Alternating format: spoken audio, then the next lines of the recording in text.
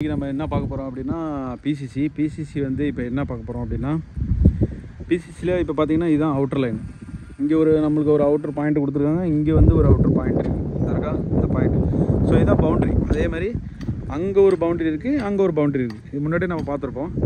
So இப்போ பவுண்ட்ரிலேருந்து இவங்க set out என்ன கொடுத்துருக்காங்க அப்படின்னா இங்கேருந்து வந்து ஒரு 3 மீட்டரு, இந்த லெஃப்ட்டு லைன்லேருந்து வந்து ஒரு 170, அந்த பின்னாடியிலேருந்து வந்து ஒரு 170, அந்த மாதிரி வந்து எல்லா பக்கத்துலேயும் இருக்குது.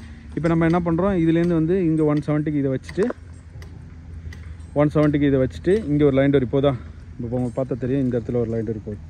ஓகே, இந்த லைன் டோரி தான் நம்மளோட ஆக்சிஸு. அதுலேருந்து அதுக்கப்புறம் வில்லா அப்படியே ஸ்டார்ட் பண்ண வேண்டியதான்.